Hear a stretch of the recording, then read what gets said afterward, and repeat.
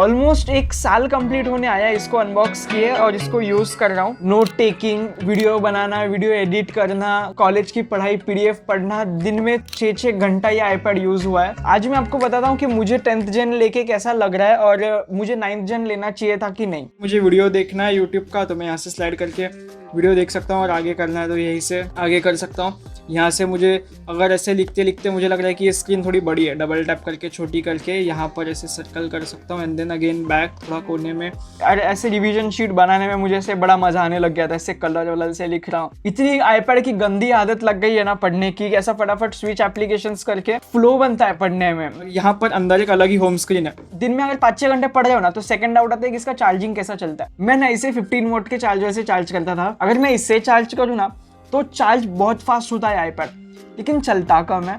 लेकिन अगर मैं 15 वॉट से चार्ज करूँ तो वो चार्ज स्लो होता है लेकिन चलता ज़्यादा है। ऑलमोस्ट 1 घंटे के आसपास तो मुझे एक्स्ट्रा टाइम दे देता था अगर मैं 15 वॉट के चार्जर से चार्ज करूँ तो। लेकिन एक प्रॉब्लम मैंने इसमें क्या फेस किया पता है, ये नोट्स का ऐप है और अगर इसमें ना पेंसिल से तुम ज़्यादा ही लिख दो, बहुत ज़्यादा, तो ये लैग होना स्टार्ट हो जाता है। पहले मुझे लगा था ये आईपैड का हार्डवेयर प्रॉब्लम है, इसलिए मैंने सर्विस सेंटर में जाके एक आईपैड रिप्लेस करवा लिया। ये मेरा सेकंड आईपैड है। बट बाद में जैसे मुझे सेकंड आईपैड भी मिला तो मुझे बाद में पता चला कि ये सॉफ्टवेयर ग्लिच है और ये सॉफ्टवेयर भी नहीं, ये आईपैड के नोट्स के ऐप के अंदर ही प्रॉब्लम है। तो मैं कंप्लीटली कोला नोट के ऊपर स्विच हो गया और वहाँ कितने भी पेज लिखो कभी लैग नहीं होता। एप्पल का पॉलिसी के हिसाब से ना आईपैड को अगर कुछ भी होता है जो फिजिकल डैमेज नहीं है तो सर्विस सेंटर आईपैड को रिपेयर नहीं करते, वो सीधा रिप्लेस कर देता है। तुम्हारा आईपैड जाता है और तुम्हें नया आईपैड मिलता है। अगर मैं हालत की बात करूँ 1 साल के बाद, जो कवर मैंने रिकमेंड किया था ये रोबस्ट, इनका अभी भी मैं यूज़ कर रहा हूँ। अगर मैं इसे निकालूँ ना, अभी आपके सामने मैं इसे निकाल रहा हूँ, ठीक है, आराम से देखो है वैसा ही है। और ये अंदर से ग्लास का कवर है, ये भी है वैसा ही है। ऐसे इसके पीछे से थोड़े से ख़राब हो गए हैं और यहाँ से मैग्नेट्स आ चुके हैं। ये ऐसा हल्का है यार, ये कवर के साथ बहुत हैवी हो जाता है। ठीक है, इसे अंदर फिर से रख देता हूँ। मैं ख़राब नहीं करना चाहता इसे। मैंने जब इसे खरीदा था ना तो मैं रिव्यूज़ देख रहा था और लोगों को इसके डिस्प्ले से बहुत प्रॉब्लम हो रही थी। देखो थोड़ा सा अंदर डिस्प्ले लगता है लेकिन इतना क्लियर डिस्प्ले है ना कि मज़ा आ जाता है यार। 9th जेन मैंने क्यों नहीं लिया पता है, क्योंकि उसका डिज़ाइन मुझे थोड़ा सा पुराना लगा था। मैंने इवन 9th जेन मंगाया भी था, फिर ये लॉन्च हुआ, फिर मैंने कैंसिल कर दिया। क्यों? क्योंकि मेरे पास 2 रीज़न थे, ये टाइप सी का पोर्ट और इसका बड़ा डिस्प्ले और अच्छा डिज़ाइन और कैमरा। और बाकी यूट्यूबर्स को इससे जो दूसरी तकलीफ थी वो थी कि एप्पल का 2nd जेन का पेंसिल सपोर्ट नहीं करता है वगैरह वगैरह। मैं तो यूज़ ही नहीं कर रहा, मैं तो अमेजोन पेंसिल के साथ खुश हूँ और मेरा काम इससे चल जाता है। एंड मुझे पहले क्या कंसर्न था पता है कि यार इसका 64 GB स्टोरेज है, वो इनफ होगा कि नहीं। 64 GB में अगर मेरे नोट्स वगैरह नहीं बैठे तो। अभी मैं आप लोगों को स्टोरेज दिखाऊंगा ना, आप लोगों को यकीन नहीं होगा। मेरे 2 सेमिस्टर मतलब कितने 4-8 सब्जेक्ट के नोट्स हैं, ये मेरा सिर्फ 25 GB भरा है। कैसे पता है? मुझे बहुत कूल ट्रिक पता चली है। जो फीचर है हम लोगों का, जो यूट्यूब ऐसे बाहर आया है, वो यूट्यूब ऐप से नहीं मिलता, वो बस सफारी से मिलता है। तो मैं यूट्यूब वहाँ यूज़ कर लेता हूँ। कोई एप्लीकेशन की ज़रूरत ही नहीं है इसके अंदर, बस कोला नोट एक लिया और सारे जो चीज़ें वो मैं ऑनलाइन रख रहा हूँ। और एक्स्ट्रा स्टोरेज में कहाँ से ला रहा हूँ पता है? 5 GB का iCloud स्टोरेज होता है ना, उसका मैंने आईपैड का बैकअप के लिए रखा है, फोटोज़ बैकअप बंद कर दिया। और 15 GB का गूगल ड्राइव, 5 GB का वन ड्राइव। तो थोड़ा ऑर्गेनाइज तरीके से करोगे ना तो 64 GB बहुत है यार। और मैंने अपने बाकी वीडियोस में सही तरीके से बता के रखा है कि टाइप सी के पोर्ट के वजह से तुम लोग अपनी स्टोरेज 1-1 TB तक एक्सटेंड कर सकते हो। हाँ, एप्पल ने इसे क्लॉक करके रखा है, ट्रांसफर स्पीड बहुत कम है। और तुम लोगों को पता है, मुझे पहले लगा था कि यार इसे अगर कीबोर्ड माउस मिल गया ना इस आईपैड को तो मज़ा आ जाएगा। तो मैंने अपने हब के वीडियो में भी बताया था कि मैं इसको कीबोर्ड, माउस, हार्ड डिस्क सब एक साथ करके और मैं इसे चार्ज भी कर सकता हूँ। तो वो हब ने मेरी ज़िंदगी बहुत आसान कर रखी है। मैं अपने लॉजिटेक के जो पीसी के कीबोर्ड्स है वो 1000 रुपए वाले, वो इसे प्लग करके यूज़ कर रहा हूँ। और तुम लोगों को पता है मैं यूट्यूब का सारा स्क्रिप्टिंग, सारा काम इसी आईपैड से कर रहा हूँ। तो अभी हम लोग एक्चुअल क्वेश्चन आंसर करते हैं कि 10th जेन किसे खरीदना है, 9th किसे खरीदना है, एयर 4, एयर 5 वगैरह जो है वो किसे खरीदना है। 9th जेन उसे खरीदना है जिसके सिर्फ पढ़ना है, उसे डिज़ाइन वगैरह से इतना उसको प्यार नहीं है और वो थोड़ा भी ज़्यादा इन्वेस्ट करना अफोर्ड नहीं कर सकता।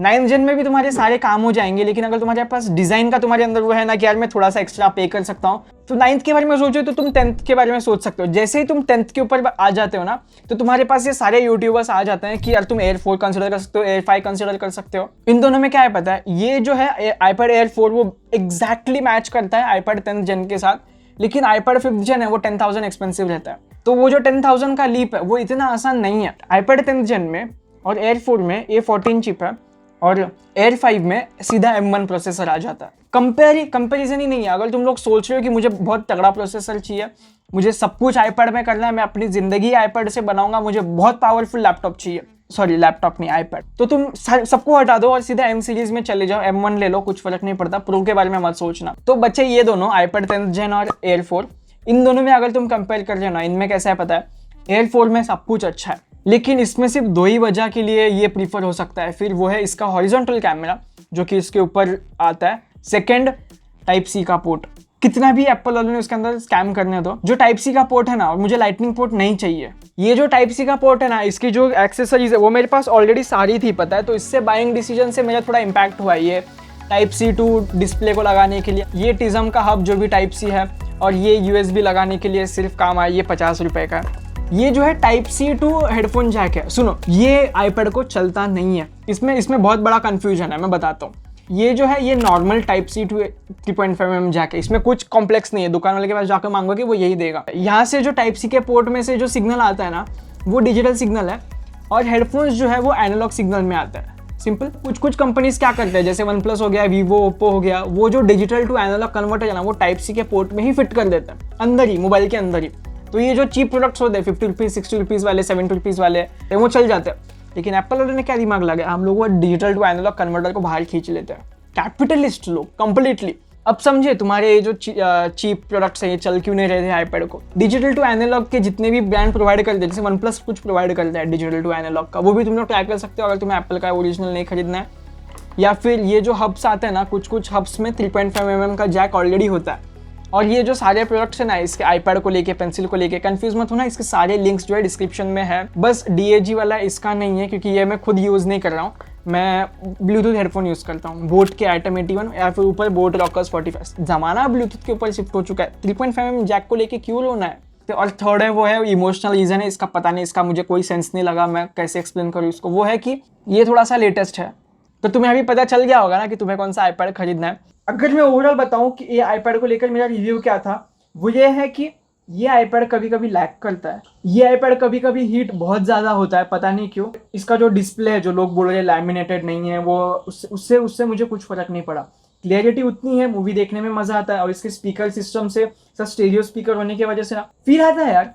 इसमें एक दिक्कत मुझे क्या लगी पता है, मेरा जो भाई है जो दूसरे कोने में रूम के बैठा रहता है, उसे और मुझे सेम सुनाई देता है। तो ये दिक्कत है कि एप्पल वालों के इंजीनियर है, मुझे नहीं पता, लेकिन इससे प्रॉब्लम है कि वो मुझे चिल्लाता रहता है कि आवाज़ कम कर। तो ये अच्छा फीचर है अगर सब साथ में मिलकर देख रहे हो, और बुरा फीचर मैं ऐसे पॉइंट भी नहीं कर सकता था, ऐसे हाथ रख के हम लोग करते हैं ना कि साउंड सिर्फ मेरी तरफ आ, साउंड सिर्फ मेरी तरफ आ, फर्क नहीं पड़ता है, पीछे से उसके तरफ निकल जाता है। एंड सेकेंड चीज़, मुझे इसके USB स्पीड से थोड़ा प्रॉब्लम हुआ। मैंने सोचा था कि मैं इसे हार्ड डिस्क वगैरह कनेक्ट करके बाकी चीज़ों के लिए यूज़ कर सकता हूँ, लेकिन उसके स्पीड थोड़े से कम किए हुए हैं ये लोग ने, ये थोड़े क्या बहुत ज़्यादा कम किए हुए हैं। और मैं इसके ऊपर जब भी पढ़ने बैठूँ, चार्जिंग खत्म हो जाए, थोड़ा फास्ट चार्ज हो जाए, तो ये 20 वाट का चार्जर एग्जाम के टाइम पे बाहर निकलता है, बाकी पूरे टाइम ये अंदर पड़ा रहता है। और 15 वाट्स के चार्जर से मैं इसे चार्ज करता हूँ। ट्राई करके देखना, अगर तुम आईपैड खरीद रहे हो ना, तो ट्राई करके देखना, तुम इसे 15 वाट से चार्ज करना और 20 वाट से, थोड़ा तुम लोगों को डिफरेंस ऐसा लगेगा कि ये थोड़ा बैटरी थोड़ा कम ड्रेन हो रहा है। और ना रिसेंटली इसमें दाविंची रिजॉल्व जो एडिटिंग सॉफ्टवेयर है वो भी लॉन्च हुआ है, मैंने उसे ट्राई किया, बट दाविंची ना शायद स्टेबल नहीं है इसके लिए, वो बीच बीच में क्रैश होता रहता है इसके अंदर। तो इस वीडियो के ऊपर